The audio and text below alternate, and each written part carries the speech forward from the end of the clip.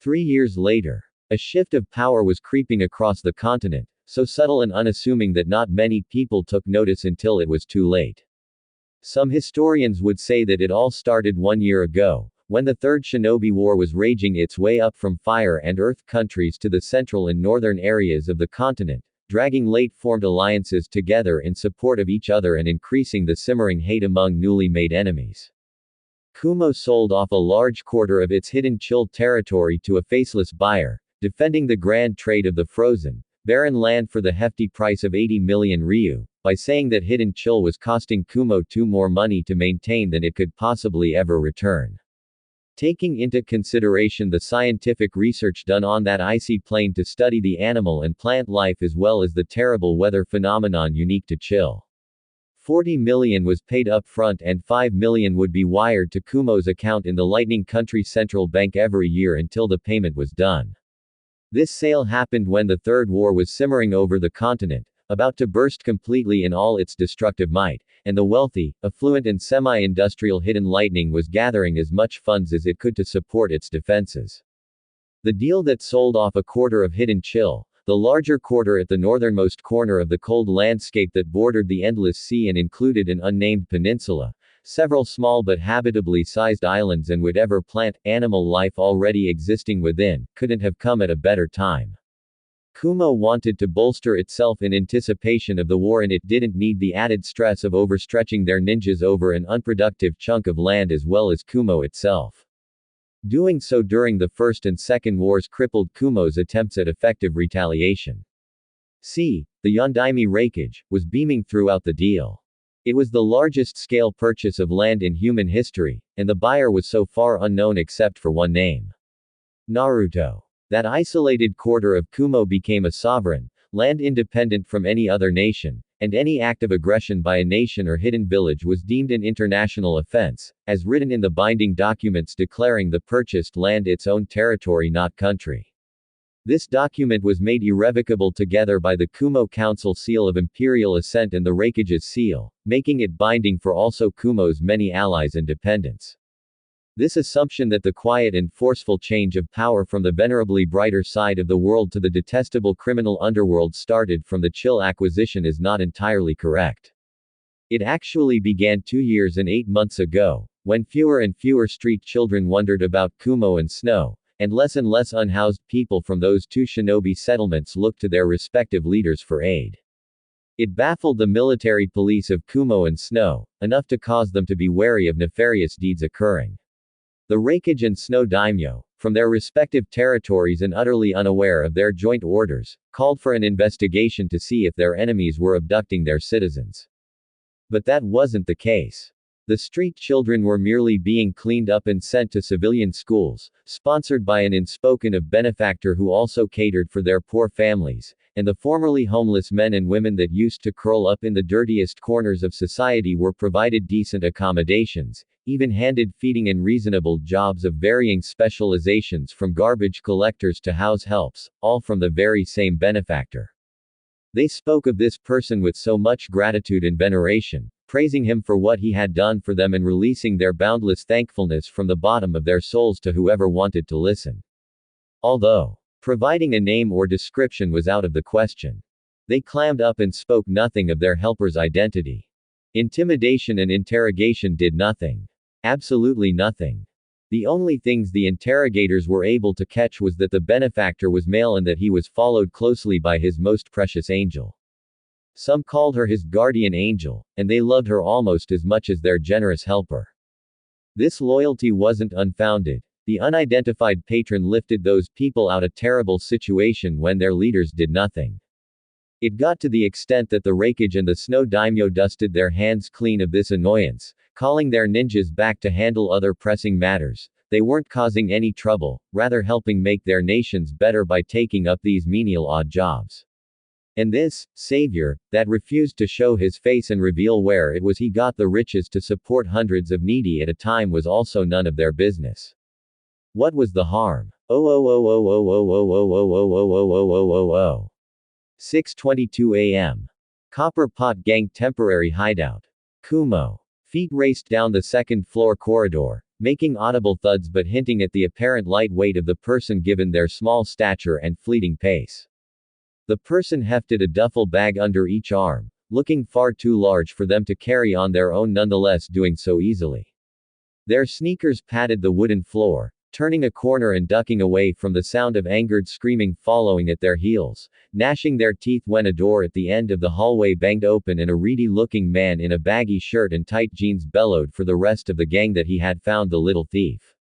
"She's here. She's here." The runner, now identified as a girl, hiked the stolen bags higher up her shoulders and curled her arms tighter around them, exhaling through grit teeth and swiftly skipping onto the wall of the tight hallway, pushing off that surface, landing on the other wall while maintaining her speed till her foot bound off that wall and bashed into the man's thin face, utilizing the added weight of her duffel bags to bring him down and using his temple as a suitable purchase to leap on ahead, leaving behind the swirly-eyed gang member.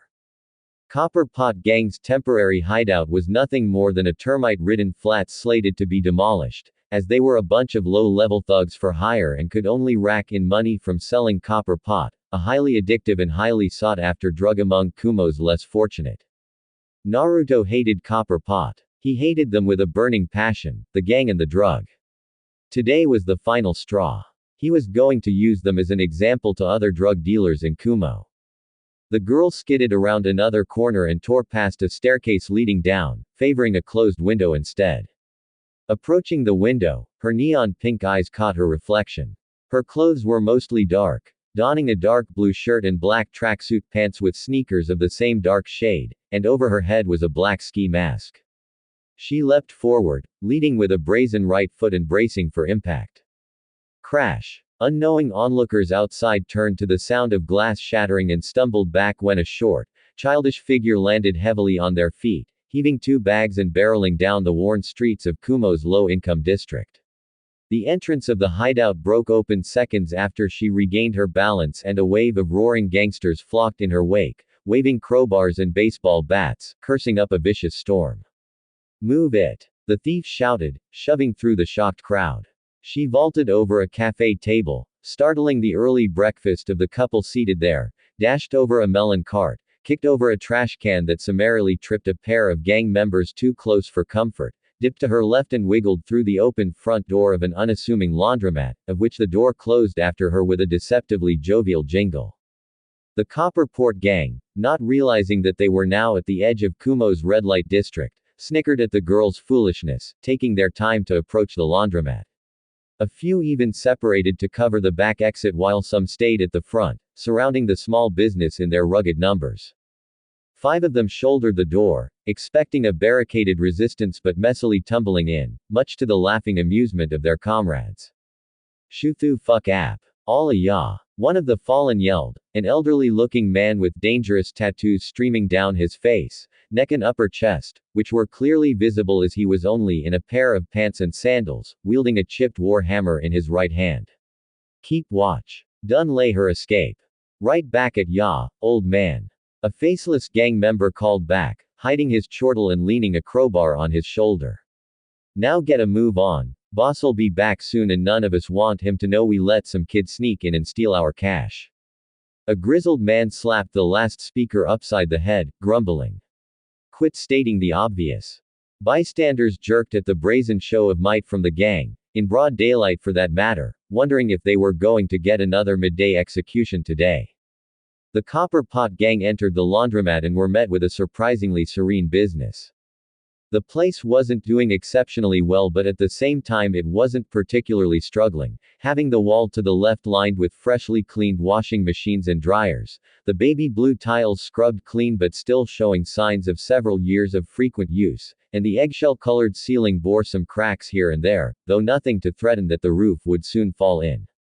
3 long benches and 2 couches were on the other side of the room, opposite the washing machines and dryers, and they had some old, overused magazines laid on top of the other on the seat of one of the couches. At the end of the main room of laundromat was a curved desk. Sitting there and looking at the gang members with furrowed brows was a boy with pale yellow hair, no older than 13 and wearing a thick-rimmed rectangular glasses that were too reflective to clearly show the color of his eyes. He was in a simple forest green shirt and black pants with unassertive running shoe on his feet. He paused his reading of a popular kids magazine and slowly set it down, clearing his throat and leaning his elbows on the desk, scratching his bandaged neck with his pointer finger and gracing the newcomers with a slight smile.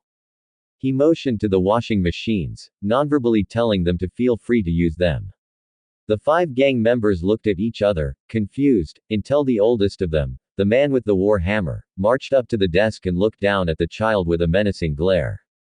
Hers she. The blond boy had the audacity to raise a bewildered eyebrow, turning his head left and right, and lifting his shoulders in a small, unmindful shrug. Start talkin' or we start breakin' your machines. The boy blinked and screwed his lips to the side in the universal expression of distaste. He slowly brought his hands up, as if in surrender, and then rolled his wrist so his palms faced upwards and his shoulders lifted in another shrug. And then there was darkness.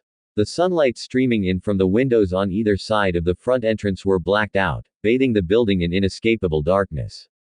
Sunova bitch, it's a trap. A hurried mishmash of sounds ensued, the disastrously panicked shuffling of feet, pained curses, wet, bloody coughs and dry wheezing, alongside the distinct noise of bones snapping and the finality of blades sliding clean across a soft, fleshy surface, without difficulty or resistance. Shing shin shi shi shin shi shin shin shishing. Slobbering gurgling sounds permeated the pitch blackness, and the blinds over the windows flew off. Blood sloshed on the formerly blue tiles, leaking from the 4 mangled, shredded corpses littering the floor. The 5th person, the old man with the war hammer, stammered in absolute horror at the swiftness of what happened, stumbling back and slipping over the dead body of one of his subordinates that had his guts sliced wide open, shamelessly falling to his behind and losing hold of his oversized weapon. He shuffled back from the blond boy, hands still raised in a shrug and presently wearing a lilting half-smile from behind the desk. The old gangster bumped into what felt like a solid wall. He shuddered at who it was at his back. Turning his neck to the left, spying the reflection of the washing machines, his heart gave a massive lurch. It was the pink-eyed girl in the ski mask. No blade in hand but dripping utter blood and gore. The calves of her tracksuit pants were soaked in blood, as did her shirt and ski mask bear spatters of red liquid. The girl's bright eyes swirled and the old man's jaw dropped, horrified at the endless pools of madness churning within those young orbs. Leo's lips stretched into a manic grin, as clear as the sun was bright from underneath that mouthless ski mask, and her hands came down, one on his chin and the other at the back of his head, and she jerked violently, twisting the old man's neck with a stomach-turning snap. A fate more fortunate than his copper pot comrades. The old man's dead body slumped to the side. Thump. Naruto dropped his hands, placing an elbow on the desk and assessing the carnage. He could vaguely hear the scuffle happening outside the laundromat, the surprised huffing of the other copper pots as his other followers subdued them to the best of their ability. The blonde shook his head when Leo looked to him to go and assist them, telling her to stand down. He wanted them to handle this themselves. Leo plodded to Naruto, pulling off her ski mask and lowering her head respectfully. The pale-eyed boy smiled gently and removed a handkerchief from his pocket, pushing off the desk and subsequently scrubbing her cheek of blood, much to her feeble protests and his voiceless laughter. "Nuu, stop." The person the little murderer allowed clean her face playfully tapped her nose when he was done, an action that had her wrinkle her nose in recognizable irritation. "I can do it myself, sir." "Yes, you can, but right now I'm helping." He gestured, tucking his handkerchief away into his pocket. "Anywho, you have to be in school and I don't like that you're covered in blood. I'll wash it off in the shower." She responded, speaking in a snappy yet soft tone that carried no venom.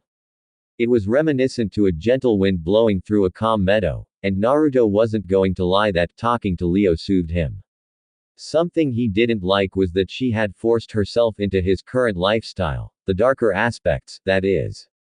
Naruto was all for her being his voice when he wanted to communicate to his followers and she could follow him wherever he went to her heart's content, but it weighed on the former core's non-existent conscience whenever he witnessed her bloodthirsty rampages. She was still trying to prove her worth to him, and he knew it. Leo tilted her head to the side, flushing a little at his wordless scrutiny of her face. "Sir, is there something wrong?" He didn't reply for a few seconds, before he smiled widely. Go and get ready for school. I can round up things around here. He shushed her by swiftly tugging her ski mask back down her face. Remember, you're the one that wanted me to send you to school. She quietened down at the reminder, sulking with pouted lips. And I agreed. You can make lots of friends over there and. He poked her with a teeming smile. There's no downside to showing off how smart you are. Win-win. It really wasn't that long ago that Leo mustered up the courage to demand Naruto send her to school, to supplement the training he was already giving her. She pitched it to him with a well-worded speech, a vision board, and ended by telling him that it would be illogical if he didn't see reason to let her attend civilian school during the better part of the day while he took over her combat training for the rest of the time. He warned her of the toll it might take on her body. She swore that she could take it. Naruto conceded and organized for her to be sent to Kumo's civilian academy, as she didn't want to enroll in the Shinobi Academy and risk being made into a Kumo kunoichi. Besides, her master's training far surpassed anything any Kumo-sensei could teach her. Her master's business was important to her as well, and with this movement to eradicate Copper Pot from Kumo was the third phase of the blonde's complex plan, the first being to gain the loyalty of who were considered the society's underbelly by showing them the attention and recognition their leaders didn't provide, and the second was steadily desensitizing his new followers into their master's gruesome ambitions. Naruto was building an army after all, and who better to occupy this growing multitude than the destitute searching for purpose in their lives. The young blonde could be accused of emotional and physical manipulation, but he was far from caring. Leo was Naruto's exception to this move to take over the criminal underworld, though she kept forcing herself to walk in his wake, and the boy didn't want to admit that he wasn't much of a fan of her eagerness to disregard her health and safety for his sake. The Konoha runaway passed the 10-year-old girl, scratching the top of his head and wondering how he was going to organize his followers to clean up this red-stained mess, and also how he was going to apologize to the nice family that borrowed him the laundromat for the morning. He jolted a little as a small weight ran into his back, wrapping her arms around his middle, inadvertently trapping his left arm to her side in her embrace as she dug her face into his back, leaving his right arm free and hovering at his side. He looked over his shoulder at Leo, an eyebrow raised in a question that didn't need to be signed. I don't want to go to school today. She mumbled into his back, lacing her fingers at his front. The boy's glasses tipped down the bridge of his nose and his pale lavender eyes blinked. My tummy hurts. Naruto's temple creased. Can I skip today? Please. He used his right pointer finger to tap her laced fingers right below his chest, letting the weight of his silence bear down on her so she could tell him what really was wrong. Honest, sir. The boy sighed from his nose, maneuvering around so that he could toss his right arm over her shoulder, freeing his left hand to sign alongside the limited free range of his right hand. I can't force you to go if you don't want to. Leo hunched her shoulders up at Naruto's casual side hug, finding her eyes drooping in guilt at her lie. She blinked her neon pink eyes up again when he tugged her ski mask off her head, pushing it not so neatly into a pants pocket, shining a wide grin to the quiet little girl and rubbing her bald head with his right hand, enjoying the tiny prickly hairs sprouting on her head. When you're ready to let me know why you really don't want to go, I'm all ears. Okay. She mumbled, acknowledging that her first statement wasn't entirely true. You know I won't judge, right? Yeah, I know. He rubbed her head again, chuckling at the deepening hue of her expression and how she tightened her hold of his torso. Later, sir. The 13-year-old boy pursed his lips and sighed again. I'll send a message to your class teacher. Don't worry about it.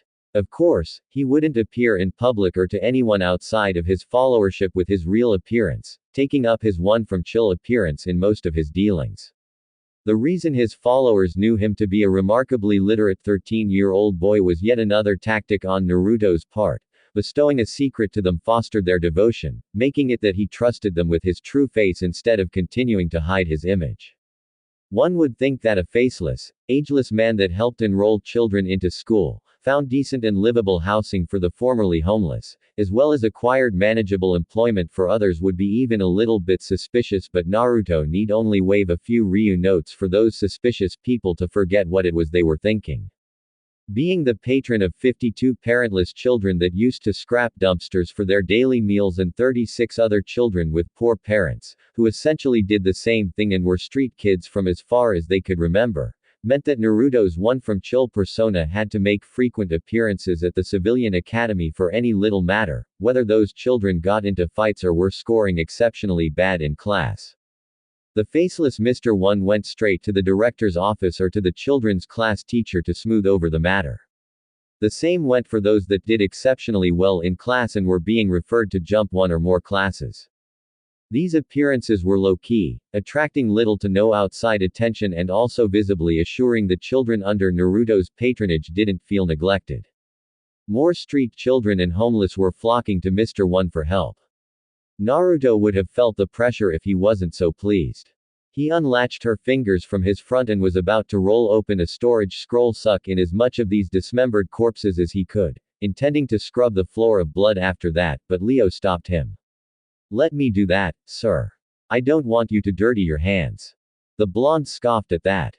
Leo smirked cheerfully, taking the scroll from her master and walking into the bloody mess, proceeding to seal the body parts as best as she could and wearing a sunnier expression than before.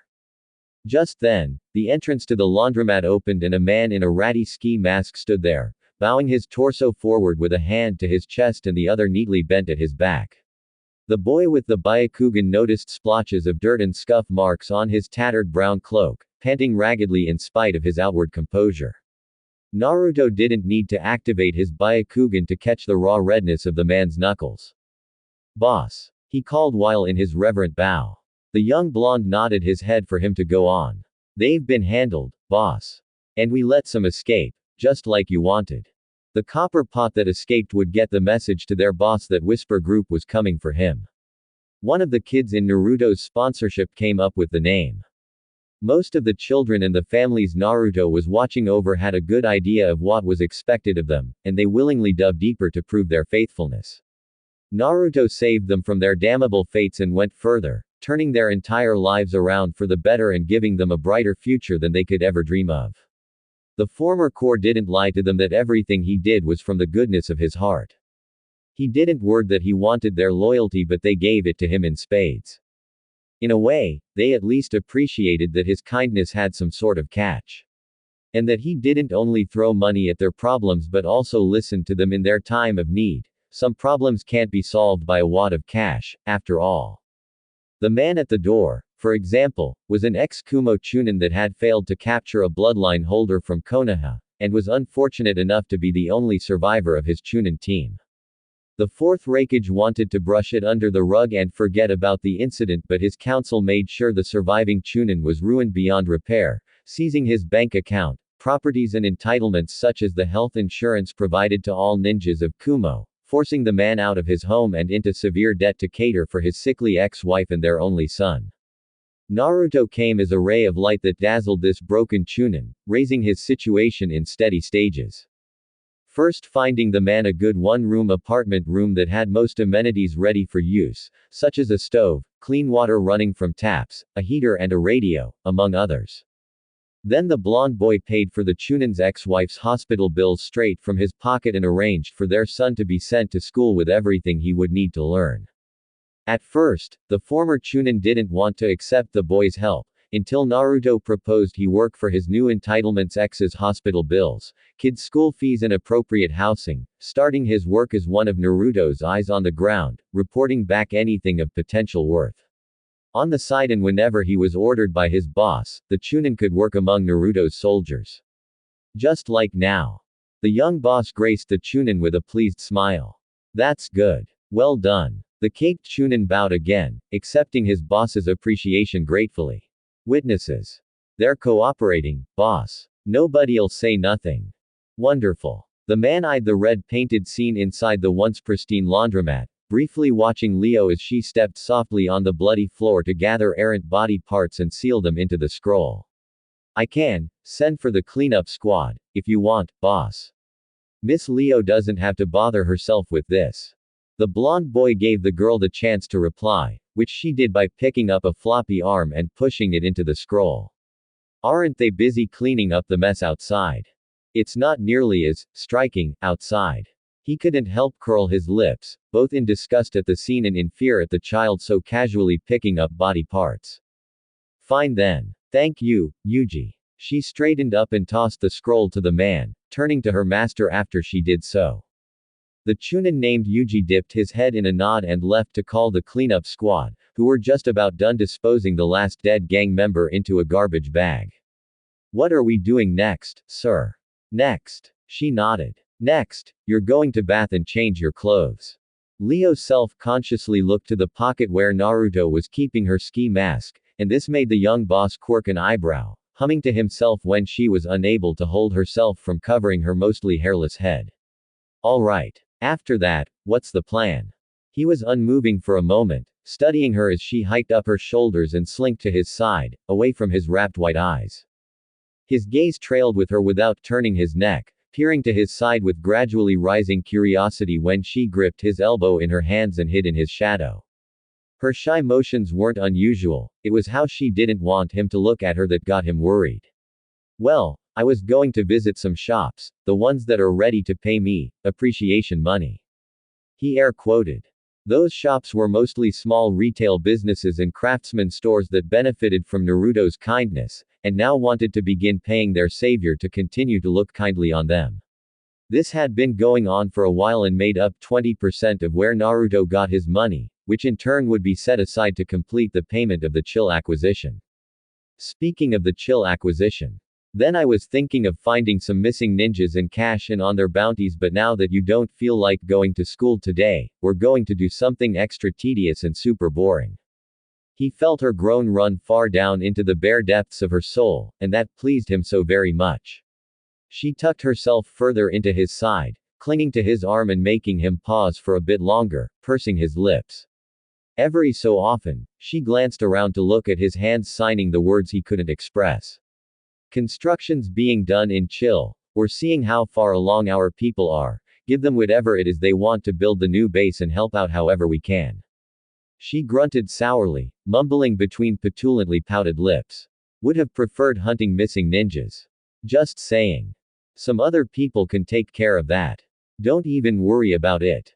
Hunting and bagging low to high priority missing ninjas made up a good 50% of Naruto's wealth. He at first did that alone with Leo, until he was able to recruit ex-ninjas to his side and got them to hunt missing ninjas for him, raking in the profits to the last Ryu and submitting it back to their boss. There were an outstanding number of dissatisfied or wrong ex-ninjas in Naruto's employ and benefiting from the boy's benevolence, and the extents they would go to serve their young patron was still yet to be reached. Spending some time in chill, breathing in that cool, fresh air, would do you a lot of good. Given, yes, the cool, fresh air the ex-corps spoke of were infrequent, semi-predictable snowy blizzards that roared and bellowed furiously at those idiotic enough to think they can brave the whiteout. Leo was seriously contemplating changing her mind. She hated chill duty, something her master shared a stark opposite opinion about, for he was always eager to venture into chill and even spend weeks at a time in the -0 temperature land he legally acquired from the rakeage.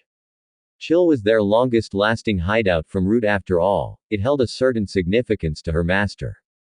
Leo's body was special in many ways, so she could more or less endure the frigid coldness of that landscape, though her master was mostly human and therefore had to suffer normal bodily limitations of being human, albeit super suppressed and mainly managed due to his core training by heating his core temperature and cycling his chakra around his body to sustain feeling of his fingers and toes. The little girl didn't like watching her master forcing himself to endure such suffering, especially when he had to look after a clingy, snot-nosed kid like herself. Admittedly, she was still a clingy, snot-nosed kid, maybe even more than 3 years ago. I want work to be mostly done before the war rolls over, Kumo. I get it. You already gave me this lecture. When construction work is finished in Chill, our home would be half ready. Naruto had big plans for Chill. For all of Chill, not just his sizable quarter of the snowy land. Unimaginable, ambitiously big plans. He was fine with the steady pace things were going, though he would have gone further if he had wood release, like his brother Ten. Albeit, wooden houses would be torn to shreds in that weather, mystical, chakra-absorbing wood or not. So maybe it was a good thing he didn't have his brother's bloodline. Leo was perfectly content supporting her master, learning from him and protecting him. It was the role she chose, and seeing her mentor push further into accomplishing his dreams made her happy. The boy rubbed her head with a wide grin, one so bright it lit up her whole world, and the girl couldn't help but smile back. Now, he removed her from his elbow, good-naturedly screwing up his nose. Go and shower. You stink. She rolled her eyes. Shut up. By the time Leo left for their quaint little apartment in the heart of Kumo's red light district, Naruto supervised the cleanup crew as they wiped away the girl's psychotic mess and also penned down a letter to Leo's class teacher that she wouldn't be able to come to school for that week. Her grades were at the top of the class and her general composure in Kumo's civilian academy was honestly better than Naruto hoped, seeing as she hadn't had a mental breakdown and obliterated the whole school. Might as well give her a week-long break. When he was done, Naruto wrote a letter to Kakashi. 11:12 a.m. At its stillest, the winds of chill blew at about 15 to 19 kilometers per hour. Not fast enough to raise blizzards but more than enough to kick around snow and lash about teeth-rattling high winds that howled mutely. Naruto called it still wind, and this period normally lasted at least 11 hours at a time either during the day or night. On some lucky occasions, still wind could last the whole day or the entire week. A pack of 12 snow wolves dashed over the desolate land, stubbornly pushing ahead with bared teeth and exhaling heavily from their snouts. Tethered to them and being dragged behind them was a wood and metal sled, on which Naruto and Leo stayed on. The pair were wearing thick winter clothes, white and gray camo parkas with the fluffy hoods tossed over their heads, thick goggles and scarves tied over their lower faces, flapping in the wind as they traveled at near breakneck speed over the snow. Their black pants weren't as thick but their brown, bearskin boots compensated for that well enough. It didn't need to be said that they wore gloves, or mittens in Leo's case, and Naruto's gloved hands gripped the reins, pulling a little to the side and steering his wolves back on course to the construction site in his quarter of hidden chill. It was familiarity of the frigid wind and the winding path ahead that guided him forward. Any other person uninvolved with Whisper Group would find it completely impossible traversing Naruto's icy plains. The boy stood at the front of the sled, squinting his eyes ahead of the fast-paced ride, and his friend sat down to the side with her back to the front of the sled, lifting her goggles to her temple and furrowing her brows up at her blonde teacher. Naruto's attention was on the path ahead, and also on his wolves. These snow wolves were a reclusive species of wolves that resided in hidden chill born and bred, making them specially raised to be able to survive the frigid weather of this landscape with their thick, white fur coats that smoothed down sleekly for when they ran, aligning them with the wind for when they were forced to push against an oncoming gale on their way to their destination, and yet very soft to the touch, fluffy and light. They had beady black eyes and deadly sharp teeth, capable of tearing into and feasting on cold hardened flesh if necessary for their survival, else they usually ate fresh meat or fish. Their muscles were outstandingly powerful, quite literally evolved to fight against the wind, and in order to support the rising temperature brought about by their pelts, they could regulate their heart rates to both increase their core temperatures and also allow them to sustain a long, hard run through their frozen world. The teamwork and pack mentality of the snow wolves was nothing to scoff at, and gaining their trust enough to be willingly tethered to a sled controlled by a human of all creatures was a feat upon itself. They were very proud, intelligent animals and incredibly secretive too. Naruto found himself in the confidence of Chill's largest pack of snow wolves by visiting every so often and presenting freshly killed boars, trout and wild berries for a whole year until he was finally allowed into their cave to pet their wolf cubs. Those assortment of kills offered to the wolves were basically exotic dishes, as boars, trout and berries weren't native to Chill. As it was the biggest pack that bestowed Naruto their protection, the smaller packs fell in line. In this icy land, snow wolves stood at the top of the food chain alongside polar bears and snow foxes, but that was a triangular rivalry to be explained at another time. Naruto was working on befriending a den of foxes that lived in his territory. The smell of wolf was problematic, but the former core operative was making some progress, and that was good because snow foxes were much more durable than their counterparts in warmer territories. Witnessing those multi-tailed animals hunting down their prey was something magnificent to behold. It was amazing how three predators that shared a vicious hatred of each other could reside together in Naruto's territory, except polar bears mostly didn't populate Naruto's quarter of chill, though some wandered here and there. Naruto blinked his eyes and pulled his wolves to the right, following a laid-out lane of rippling orange lights that lit up several yards before his arrival to guide him on the last stretch of the journey. Instinctively, the wolves began slowing down, snapping their teeth in anticipation of their arrival. The boy wrapped the reins tighter around his hands and steadily drew it back, putting effort into this to keep his wolves calm and composed. They neared a tall gate made from hardened iron that had been frozen to its center, so it took a silvery blue tint. On both sides of the massive gate were white walls made of a neat assembly of brick, cement and steel, running miles and miles as far as the eye could see, curving and touching the sea but encompassing also the islands under the blonde's ownership. Naruto's land didn't start with these walls but rather thousands of yards ahead and around it, though the purpose of the walls was to provide close protection and coverage to the large-scale work being done inside. The land outside the wall had its own use. On cue, Leo riffled through her pockets and took out a walkie-talkie, pressing down on a bright red button and muttered into it. "Open the gates." There was a short static rattle, then a curt, "Yes, boss." On it. The middle of the silvery blue gates clicked and snapped, creaking open for a little while until four adults in their own winter clothing rushed out, pushing on the gate for it to swing open wider. They waved and saluted as Naruto's sled rushed by, and the pale-eyed boy waved back.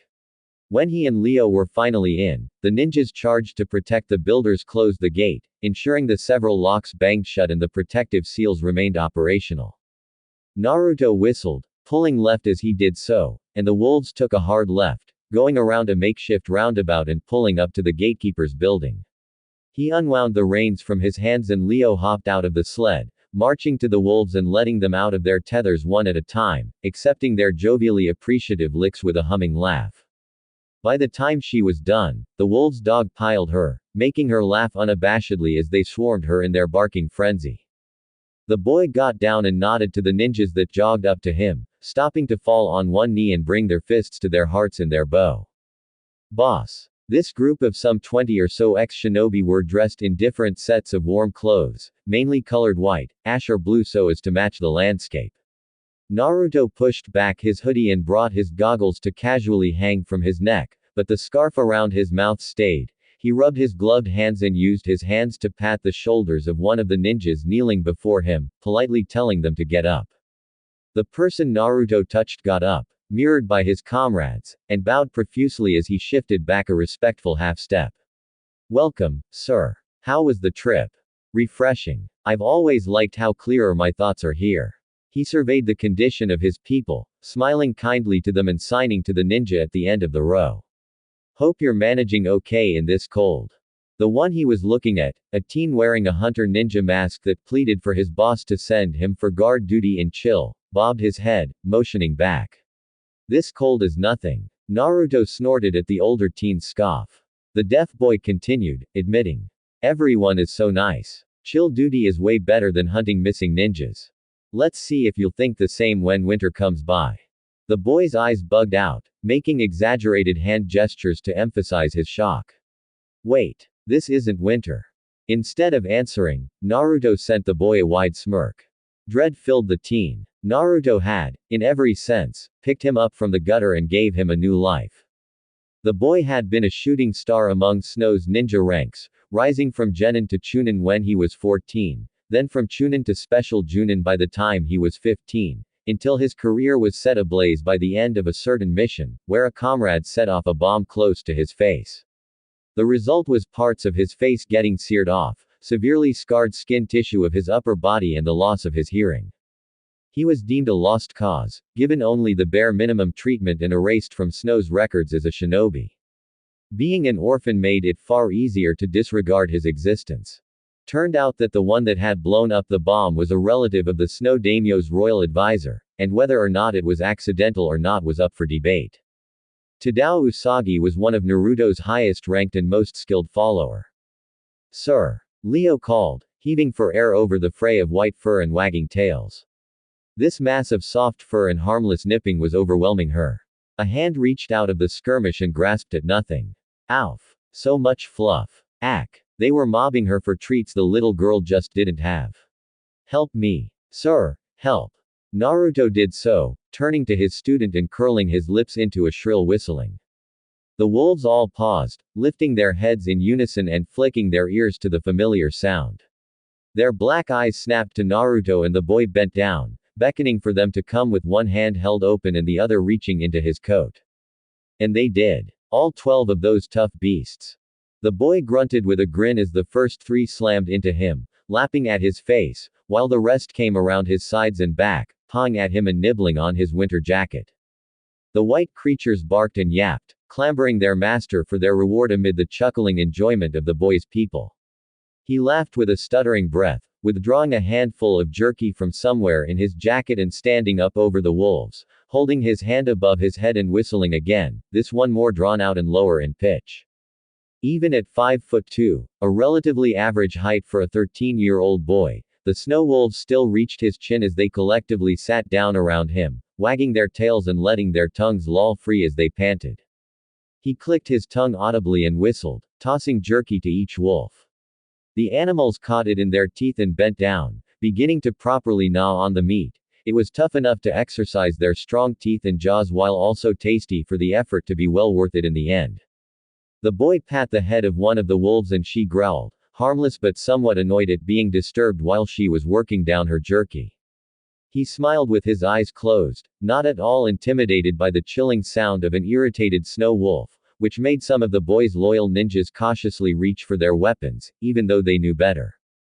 Their boss forbade any hostility to the wolves, and the same went for the wolves to his people. Very soon, the same conditions would encompass the snow foxes as well, if all went well. Done with running his fingers through the astonishingly soft fur coat of his wolf, the boy got up with a grunt, turning his eyes towards the unmissable giant tarp some yards from them, rising dozens of stories high and nailed into the earth by a complex-looking peg. There were hundreds more tents like this, smaller and larger, dotted around the interior of the wall in a well-planned and arranged manner, according to the plan Naruto crafted with his builders and engineers. Noticeable roads, paths and landmarks were marked down by paved curbs, black tar and a simple yet complex drainage system against floods from the ocean.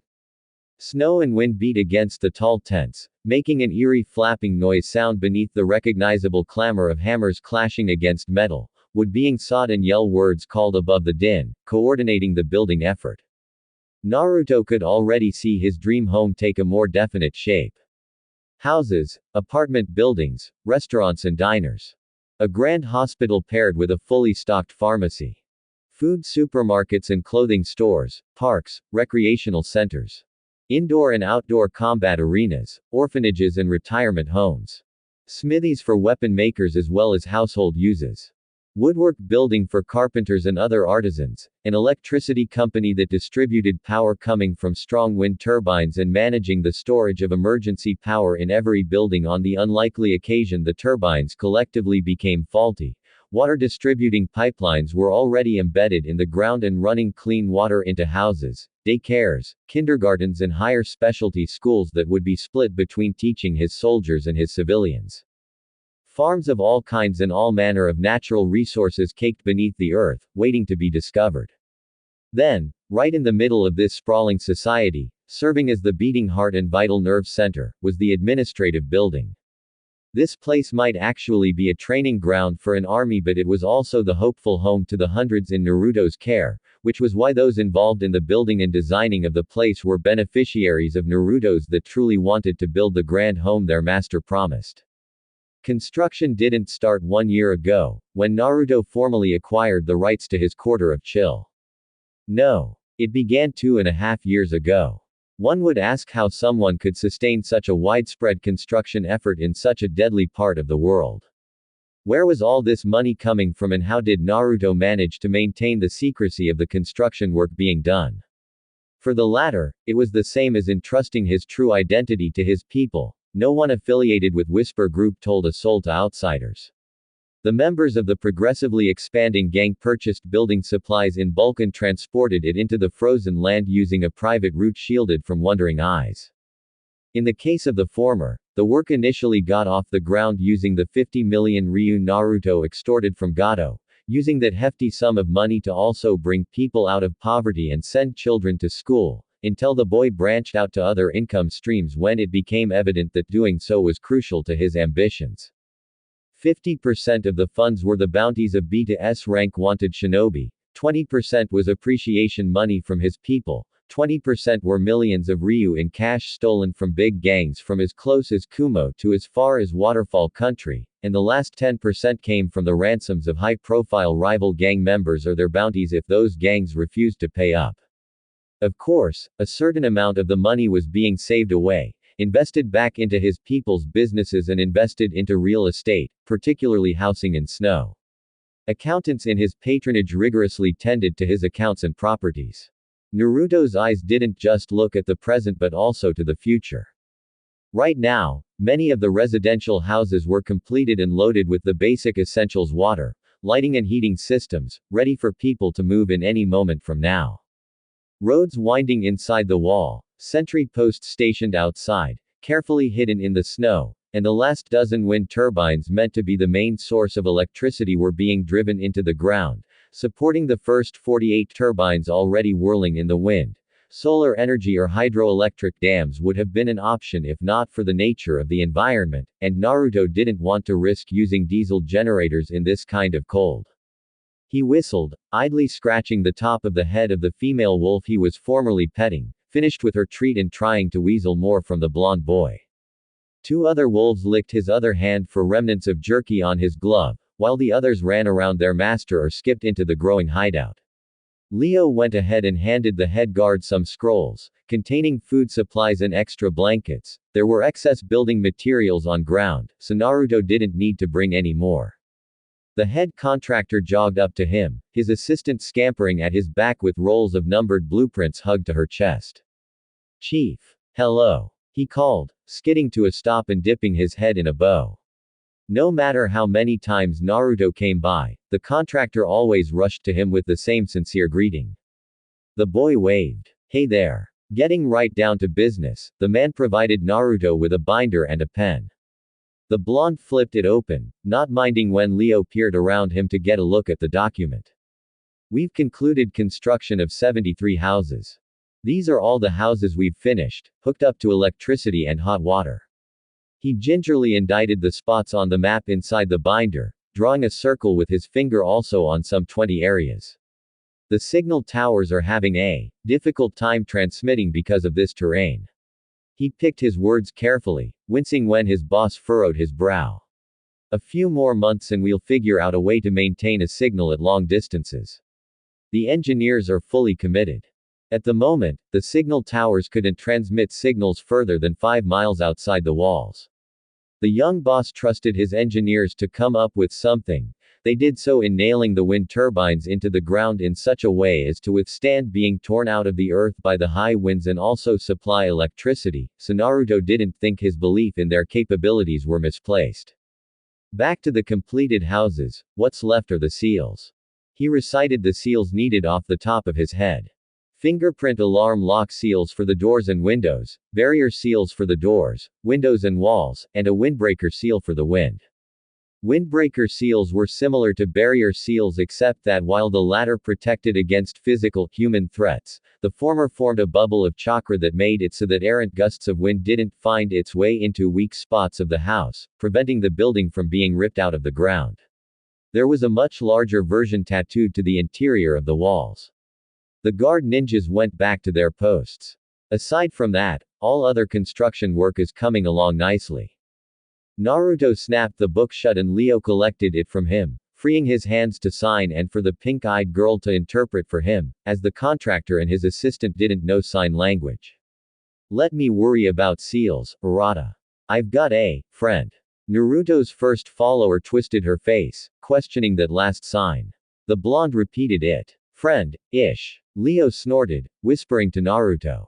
"You don't have any friends, master. Except maybe me, I guess, but that's up for debate." Not offended, he looked at his friend with a twinkle in his pale white eyes, and Leo's eyes widened as her jaw dropped in realization. "You can't be serious." "Him. Really?" Her doubt was palpable and she expressed it perfectly in her airy voice, speaking in a near hiss under her breath and barely able to keep the mania from turning in her neon pink eyes. The husband of the woman that took my wings. Him. Naruto's answer was facing her, flicking his fingers to his eyes for her to look into his eyes. The mounting madness swirling violently in her orbs dimmed somewhat at that, realizing herself that she almost lost it in the worst possible place. White and pink lights flashed and popped off her covered head, blinking also off her body not so subtly at her dampening ire, resembling a fiercely crackling explosive tag seconds from detonation. Although her composed face gave nothing away, her tormented pink eyes ignited with utter insanity. He placed his hands on her cheeks, giving her a slight half-smile and an apologetic look, tugging her beanie down over her ears, cooling her mind and heart in a way he alone could. It pained him that his angel lost her wings but ache was quadrupled for Leo. She lost a part of her body and a chunk of her soul, almost literally. She blamed her weakness on that day. She also hated Kushina for it. Oh, Leo hated Kushina. Those wings didn't just fizzle out of existence once they were hacked off her back. They were sealed and taken away. Minato wasn't at fault, and there was a very good chance the overly familiar man didn't like what his wife had done to Naruto's friend once he inevitably got wind of it. Nonetheless, he was guilty by association in Leo's burning pink eyes. With all his responsibilities and commitments, Naruto didn't have that much time for himself to brush up on his sealwork. Revising and practicing new fuinjutsu in order to increase his level of proficiency was reduced to a few meager hours per week. It was unfortunate because, with the theft of Hidden Star's fuinjutsu research back when he burned the village to the ground, and the passage of 3 years since then, he should be at level 8 by now. Naruto was only able to rise from level 4 to level 6. Highly difficult seals like the Windbreaker seal and Fingerprint seal were not out of his specialization, but he couldn't shrink them down to manageable, household sizes, unlike the massive protection and safety seals he pasted on the interior of the walls that functioned to cover the entire region. He needed Minato's help. Heaven knows what would happen if Kushina showed up with him. Naruto only hoped citing the Namikaze wouldn't trigger Leo into a violent reaction. Sorry. The contractor reintroduced himself, confused at what was happening. Naruto waved for him to not worry, breaking eye contact. Well, if it's not too much trouble finding us a good seal master, please do. The boy jabbed his elbow into the bald girl's side, gesturing, and she spoke, still very unsure of her master's plan. Are there any more seals you need? I'll ask around and write them down for you, boss. Thank you. Wonderful. Leo gave the man his binder. Looking to Naruto, she said as his hands moved and his lips mouthed soundless words. I'd like to see some of the houses. The boy visited one of the completed houses first, gripping the doorknob and turning to the left, pushing the door open and easing himself in. The low hum and ebb of the heaters greeted him, as did the lights overhead flicker on, casting a nice warmth about the house. He looked to the contractor if he should take off his boots, and the man eagerly ushered his boss inside, perishing the thought of his boss walking in his socks when he certainly didn't have to. It was a basic living space for a family of up to 6 members. A simple parlor and living room demarcated from the other by a paper wall, however the walls of inside the house were painted a warm cream color. The kitchen was furnished with a sink, cabinets and a storeroom, and the bedrooms, 4 in number, were on both sides of a long hallway coming down from the living room. There were front and backyards covered in thick snow, those showing a clear, cobblestone footpath to and from the front door, as well as picket fences separating houses from that of their identical neighbors. None of the houses were furnished yet with chairs, tables or beds, only cleaned of dust, painted and provided the all-needed essentials like water, light and heating, but that would be solved in the coming weeks when more houses were completed. The blonde boss enjoyed the sight of all the completed houses arranged in neat rows on the brand new street. He would assign a name to the district later and have addresses provided for each house in due time. Naruto's builders adopted Iwa's building method. It was renowned for being fast, so as to cater for Iwa's bubbling population, cheap in such a way that the housing was simplistic and not flashy, durable to stand the test of time, and importantly of all, the finished product was appealing to the eyes. The thing was that, this method could only be used for simple homes that didn't exceed 1 story tall. Still, it was serving Iowa's infrequently spiking population needs, and many nations replicated its success in their territories with varied amounts of success. Adapted to the harsh, snowy terrain and significantly improving upon Iowa's method of construction, Naruto's people evolved it to include multi-story apartments, stores, restaurant spaces and shopping complexes, not just one-story residential buildings. There were no back roads taken during construction and no cheap materials were used at all, as that would make the building too dangerous to occupy. Any house that was built was made to exceed the demand, meaning Naruto wanted there to be an excess of homes suited for its occupants instead of a dire need for more. More than a few families under the boy's followership had some 10 or more children, with many more extended relatives vying for the blonde's kindness, and a simple 3-bedroom house wasn't going to be enough for those special cases. Next, Naruto was given a walkthrough of a 1-story house. The crowd that surrounded him grew. Builders, engineers and unspecialized volunteers that helped around sites, vying to get a glimpse of their benefactor, speaking in warbling tones of excitement and joy on seeing the impressed look on their voiceless master's face when he looked at the organization of the streets. The boy walked ahead of them, with some crowding his sides and back but no one blocking his view of the path ahead. Naruto's wolves bound forward and Leo attached herself to his side, gripping his arm in both hands. The 2-story house was located on the left side of a wide cul-de-sac among 11 other 1-story houses. The streets were layered with a very thin sheet of snow that could easily be melted or shoveled to the side. Naruto could already imagine the snowball fights that would be ignited by the kids of that street, the impromptu football matches once the adults cleared the road of ice and snow, and parents watching over their children as they rode their bikes for the first time. There were ways to make Chill more livable, so much so that farming crops, herding animals and fishing weren't in the least bit far-fetched. If Kumo had made the tiniest effort, Chill would have long ago been a paradise. Too bad for them, Naruto's Whisper group would succeed in spades. Suddenly, the boss's wrist tingled and he ground to a halt.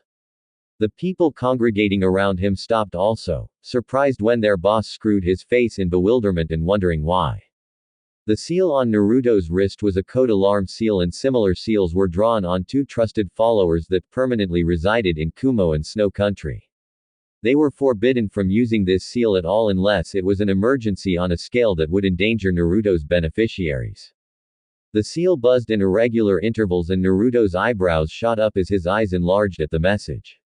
Attack. Explosions. Academy. Kumo. Many dead. The messenger didn't need to say which of the 2 academies was under attack.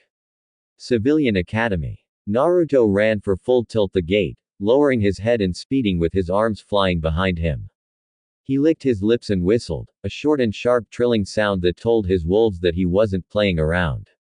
It sent the wolves into a hurried frenzy, detecting their master's haste and panic. In his rush, Leo's nearly lost hold of his arm, getting her feet under her and running also. The snow-white animals bound beside him, passing him in their hard stride. The one at the back swerved before the blonde and the boy hopped on, gripping the wolf's collar and pointing to another wolf close by for Leo to scramble onto.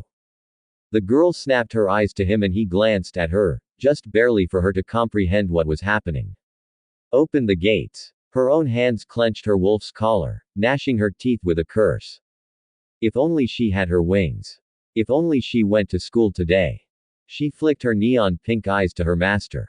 A corner of Naruto's lips wavered down and his Byakugan were narrowed in concentration. The speed they made back to Kumo was double of what they used to push into Chill with their sled.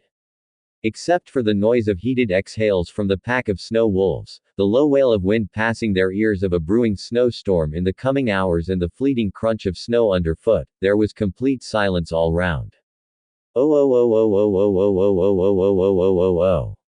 20 minutes later. Kumogakure Civilian Academy. Core operatives 99 and 10 were incredibly close. The wood release using boy was among 99's many siblings that he got along with very well, like his bookish, dorky baby sister 1, the effeminate 200, twin sisters 98 and 415, the chic pretty girl 88, the lazy Uchiha 199, the shy samurai 50, the crippled magnet release user 9, and a whole slew of others. Naruto had 499 siblings, of which 99 survived the graduation ceremony along with him. The mute blonde was bound to have a couple dozen that he was exceptionally casual with, and who in turn goofed around with him. There was a game 9 and 10 liked playing when they were younger. They would wrestle until either one got the other into a submission hold, forcing the other to choose between losing functionality of that limb for the next few hours, falling unconscious or admitting defeat. Broken arms, dislocated shoulders, bruised ribs, black eyes and of course unconsciousness due to strangulation was a common ending when the two boys went all out. It was a rough, violent game, yes, but theirs was a violent upbringing. Core didn't raise kids, it broke down humans, disassembling living, breathing beings as if they were wooden puppets, hollowed them out bit by bit of useless components, and remade them as monsters. Monsters. It was odd how that was the first thing Naruto thought of when he saw the leaf.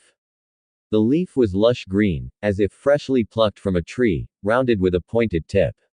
It was so out of place in all this destruction. Wearing his own ski mask and carrying a crying little boy in his arms, the blonde boss's shaded eyes followed the leaf as it danced across the caved-in corridor of the civilian academy's west, sliding over the upturned concrete floors and skipping across the tumbled-down metal lockers. The older boy took off his oxygen mask and held it over the kid's mouth, blocking out the rancid smoke and dust polluting the air for the child to gulp in as much precious air he needed, though Naruto didn't move for 5 seconds, wholly distracted by the strange leaf. Naruto's jaw clenched. His heart sank. No. Kami, don't let this be him. Naruto uttered in his mind. Please don't let this be him. The boy under Naruto's care reached up and gripped the young blonde's wrists, tears leaking from his eyes. My sister. He whispered in raspy breaths, pleading to his master. Shish. Boom. Another bomb went off. The 13-year-old managed a small, reassuring smile, not allowing himself to be shaken by the new explosion off in the near distance so as not to jar the child any more than he already was. He held his breath, securing his oxygen mask to his ward's face and closing his eyes, wordlessly telling the injured 7-year-old to do so as well. When the boy did so, he grunted, clambering up a slanted slab of wall and leaping out into the light just as Kumo ninjas ambled in to put out the fire, as well as help evacuate children. A little too late though, because Naruto's people in Kumo saved students and civilian teachers, whether they were admirers of their master or not. Leo was elsewhere, locating and containing the bombs that hadn't yet gone off in the academy. Outside the west wing of the academy was utter mayhem. Medics knelt over the injured, flashing lights into their eyes for a response or performing CPR. The wounded that were awake, mostly older kids and teachers, sat on the ground, dazed and confused in their dusty school uniforms, staring listlessly at the crumbling academy wing.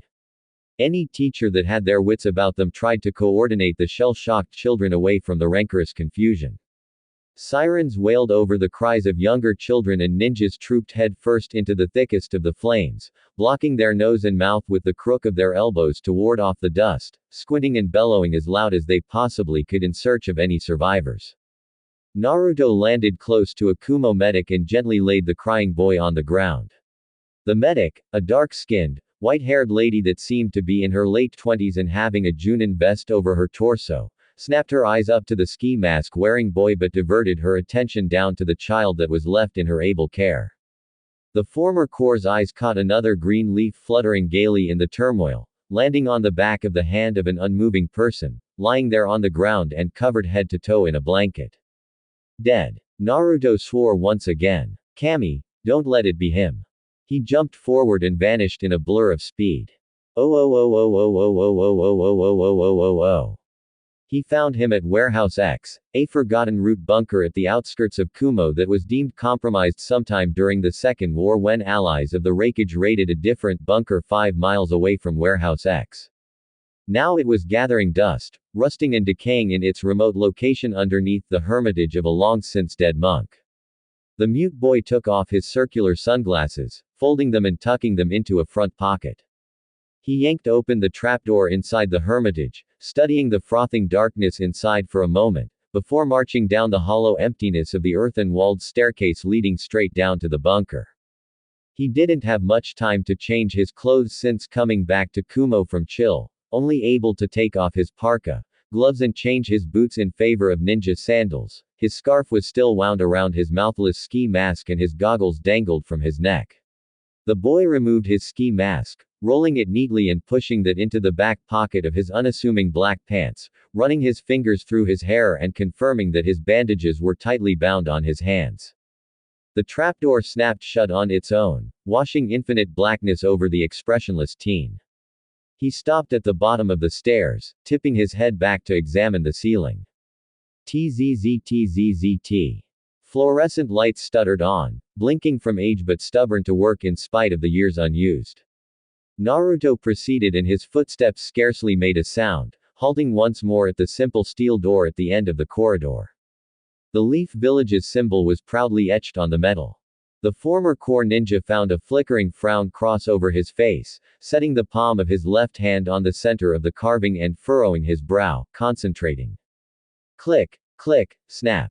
The aging seal acknowledged his chakra, sensing some ghostly sliver of Danzo laced through and through Naruto's being. Even without the tracker seal and the suicide seal, Danzo would never leave the boy alone. Never. The iron door opened with a great yawn, groaning deeper when the boy pushed it wider for him to slide into, and subsequently snapping shut once the blonde was inside. The room inside wasn't anything impressive, as large as an average residential living room with weapons of every kind hanging on the walls, as forgotten as the bunker. Two other doors were on the left and right walls, ominously shut. At the center of the room were two chairs facing each other, and the chair pointed at Naruto's entry point was occupied by a boy about his age, dressed completely in form-fitting black shinobi clothes, black ninja sandals that bore straps halfway up his calf and gray forearm guards, and a gray, unranked flak jacket. Core didn't have any ranks. He had a red Konoha Anbu tattoo on his left shoulder, an indication that he was moonlighting as one of the Third Hokage's black operatives and also working as a spy for his master, Danzo.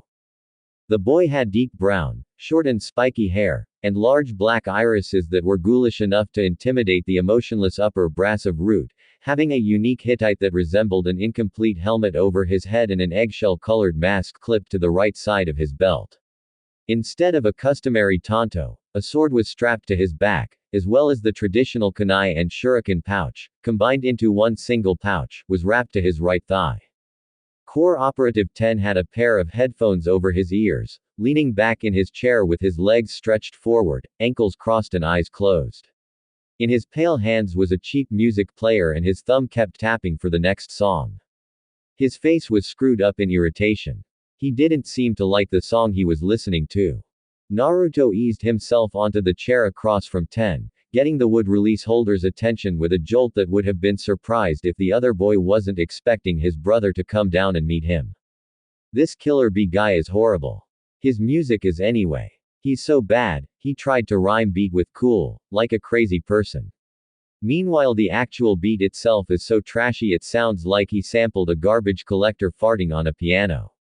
10 wasn't done, pausing the song and basically ripping the headphones off his head, like he feared Kurabi's music would manifest itself physically if he listened for any longer.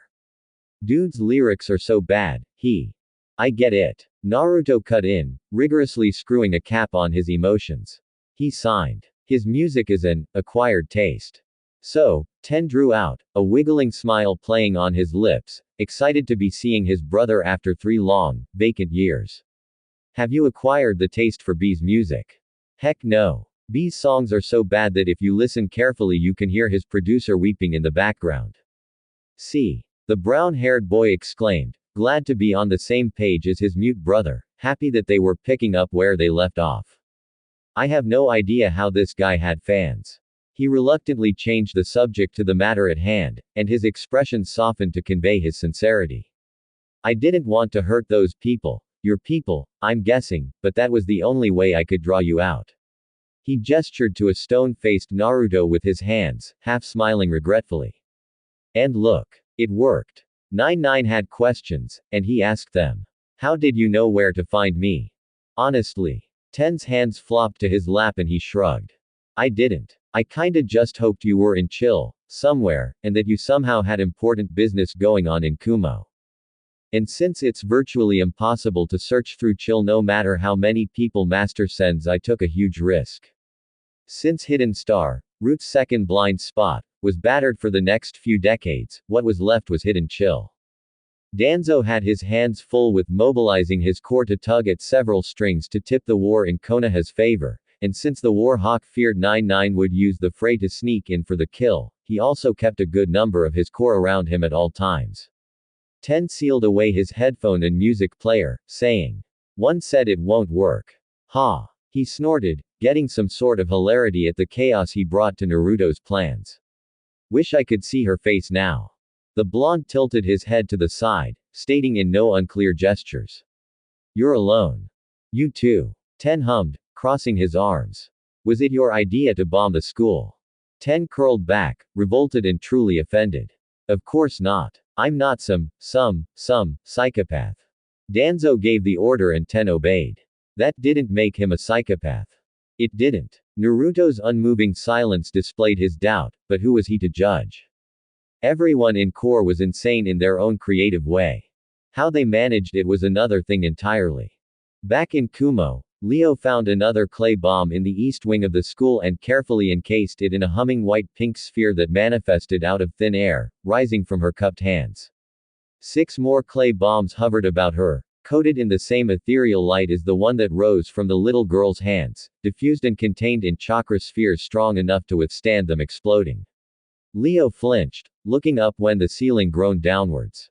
She ducked out of sight when some of Kumo's own came around to evacuate more students. Lucky for you, I'm not here for your friend. Master is curious though. 10 scratched his chin, thinking. Can my trees even restrain her? I'm not sure.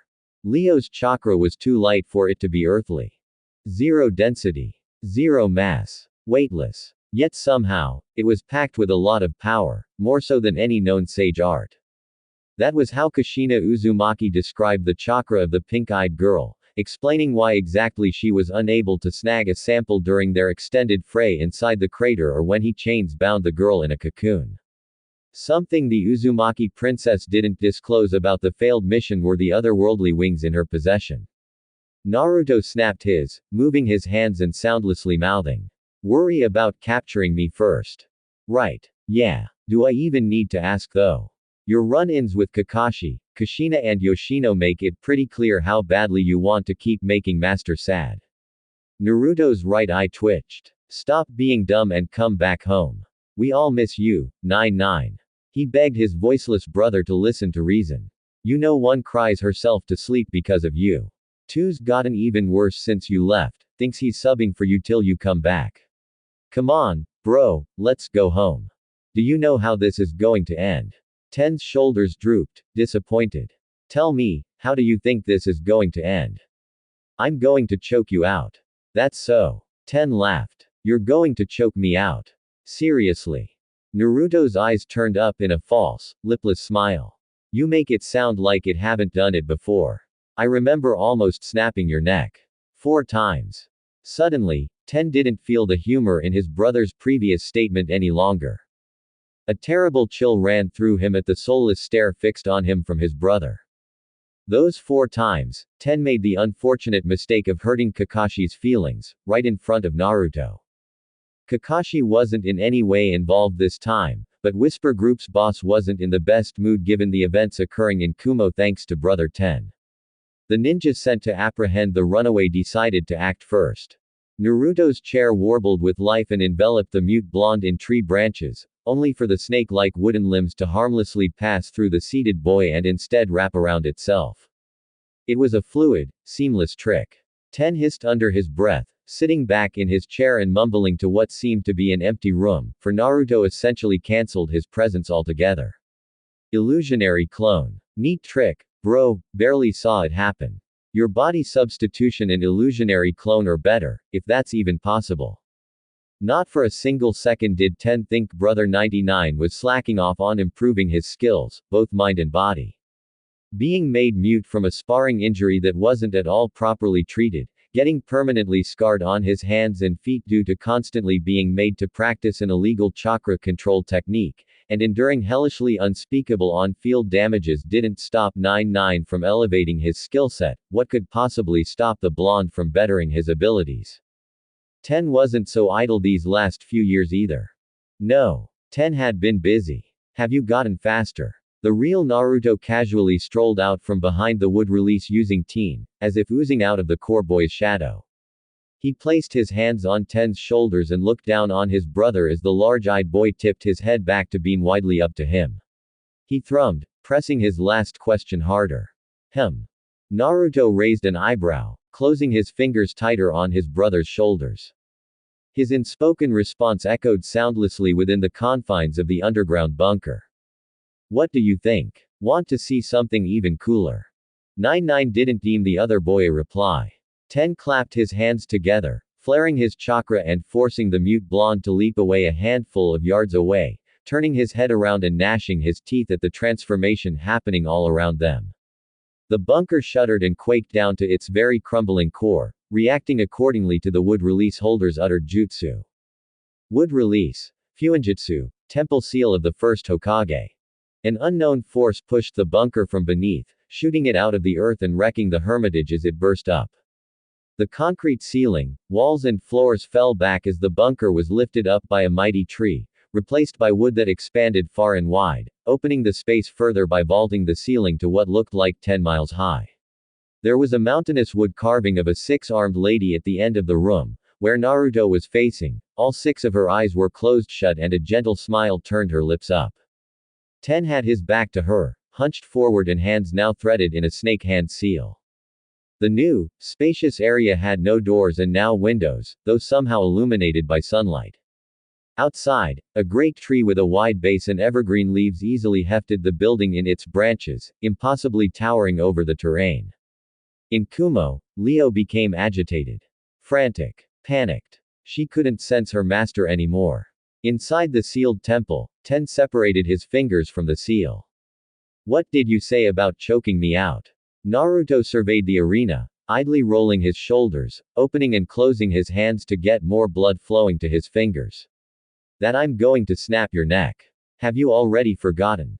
TCH. 10 grit, willing the bottom pair of eyes of the wooden lady to snap open, the arena creaked and swayed.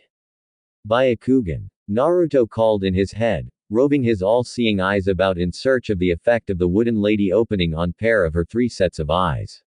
He discovered that his vision out of the arena was obscured by nature chakra, thickening the protective shell enshrouding the entire tree from staggering impacts from within and also attacks from outside. Naruto pursed his lips and tapped his chin. You're awfully calm for walking into my trap. His brother intoned almost mockingly. If this was a trap, I should be suffocating for air, restrained by your trippy bloodline, or getting my chakra sapped from my reserves. The blonde shrugged. Did you mess up the jutsu or something? You want to get caught that badly? I knew some part of you regret making our family unhappy. What makes you think I don't have a backup plan? 10 stilled once more at that, before he chuckled. Bull. Crap. Oh yeah, your connection with the outside world is essentially cancelled. 10 stated incredulously. No one can sense you and these walls are unbreakable. I'm really sure that friend of yours can't find you, not to talk of crack in here to save you. The first Hokage used this same jutsu to house the One-Tails for a whole year, what chance do you have in escaping? Naruto's answer was a mysterious smile, keeping his hands at his side and tilting his head to the other side. 10 scoffed exaggeratedly, waving his hands for them to put this ridiculous argument aside. I want us to play a game. Our game. You want us to wrestle. I want us to fight. The ex-core ninja rolled his wrists and 2 kunai revolved into his hands. He curled his fingers around their handles, holding them in a reverse grip as his arms remained laxly at his sides. 10 spoke the words Naruto couldn't voice. You were already under the impression that we'd fight. The wood release user sighed, tired of his brother's stubbornness. You know, we can postpone our game for when you get back and Master forgives you. I can wait. Naruto tossed one of his kunai, catching the loop at the butt of the blade with his pointer finger and deftly spinning the weapon, while the thumb of his other hand scratched at the hand of the other knife, impatient. TCH. Whatever. The wooden lady opened another pair of eyes. A dark grin wiggled up Naruto's face, tapping his two blades together once. Clink. It echoed in the palpable silence of the arena. The two chakra-laced smoke bombs he snuck into Ten's shinobi vest went off, popping and bursting in rapid succession of the other, exuding noxious white smoke that filled Ten's lungs and clouded his senses. The core ninja never saw or heard Konoha's lost son creep up on him. It was over before it could actually start.